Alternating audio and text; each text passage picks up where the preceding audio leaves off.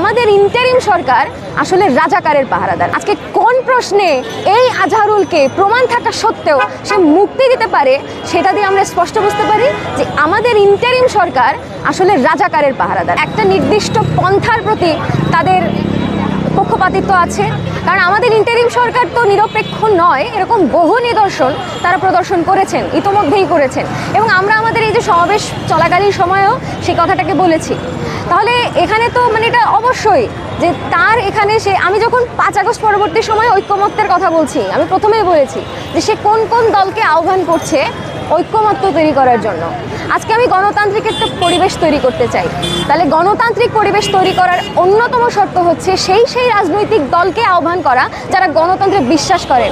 আমি প্রশ্ন করতে চাই ইন্টারিমকে যে জামাত ইসলামী কি কোনো গণতান্ত্রিক সংগঠন? জামাত ইসলামীর ছাত্র সংগঠন, ছাত্র শিবির কি কোনো গণতান্ত্রিক সংগঠন? তার থেকেও বড় প্রশ্ন, গণতান্ত্রিক সংগঠন এবং সে 71-এর তার যে ভূমিকা সেটা সম্পর্কে সে যে কোনো স্পষ্ট বিবৃতি দিল না, তার অবস্থান কি সম্পর্কে সে কোনো কথা বললো না, তার কোনো বিচার হলো না। এই বিচার বহির্ভূতভাবে যখন আপনি তাকে ইনজেক্ট করছেন, আমরা তখন বলতে চাই ওই ঐক্যমত্য জনগণের ঐক্যমত্য কখনোই ছিল না। এবং সেই জায়গা থেকে আমরা বিভিন্ন রকম সাম্প্রদায়িক হামলা দেখছি, আমাদের সমাবেশেও আমরা সেই কথা বলছি যে এটিএম রাজাহার তার সম্পর্কে তো 6টা অভিযোগ ছিল।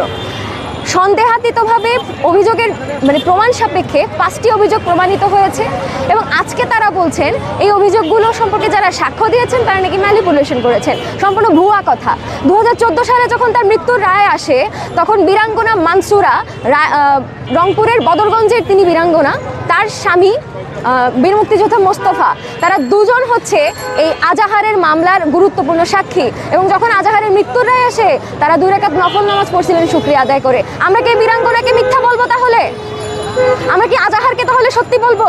তাহলে কোনটা সত্যি?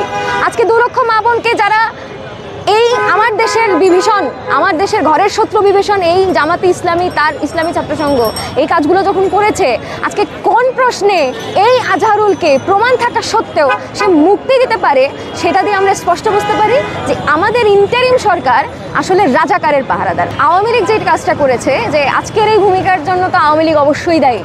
আওয়ামী লীগ যখনই কোনো ছেলে বা কোনো মেয়ে একটা যৌক্তিক দাবি করেছে, তার যখন কোনো নির্দিষ্ট পলিটিক্যাল আইডেন্টিটি সে খুঁজে পায়নি, তখন তাকে জামাত শিবির ট্যাগিং করছে।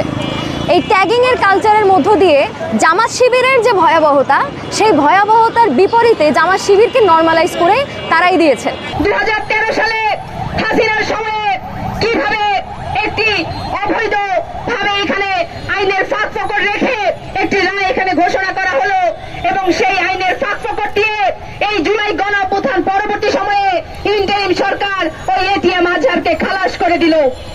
আমরা আশ্চর্যজনকভাবে খেয়াল করি, যখন জুলাই গণঅভ্যুত্থান পরবর্তী সময়ে হত্যাকাণ্ডের বিচার এখানে হয় না, জনগণের ইনসাফ এখানে প্রতিষ্ঠা হয় না, উপরন্তু আমরা দেখি এই ধরনের একজন আলবদরের কমান্ডার ওই এটিএম আজহারকে কিভাবে খালাস করে দেওয়া হলো। বন্ধুগণ, এই যদি হয় বাংলাদেশের বিচারহীনতার সংস্কৃতি, তাহলে আমরা দেখব যে এই যে বুর্জোয়া সমাজ ব্যবস্থার মধ্যে এই যে কিভাবে ফ্যাসিবাদী জামানার যেভাবে বিচারহীনতার সংস্কৃতি এখানে জারি রাখা হয়েছিল, একইভাবে সেই বিচারহীনতার সংস্কৃতির ধারক এবং বাহক হচ্ছে এই ইন্টারিম গভর্নমেন্ট। বন্ধুগণ, যেভাবে এই প্রহসনের মাধ্যমে একটি বিচার প্রক্রিয়া এখানে সম্পন্ন করে এটিএম আজহারকে এখানে খালাস করে দেওয়া হলো, এবং আমরা দেখি যে এর পরবর্তীতে একটি ন্যায্য গণতান্ত্রিক আন্দোলনের উপরে এই ধর্ম নিয়ে রাজনীতি যারা করে জামাত শিবিরের গুন্ডারা, সেই সন্ত্রাসীরা রাজশাহী বিশ্ববিদ্যালয়ে এবং চট্টগ্রামে কিভাবে হামলা করেছে। বন্ধুগণ, আমরা দেখেছি যে ন্যায্য দাবির উপরে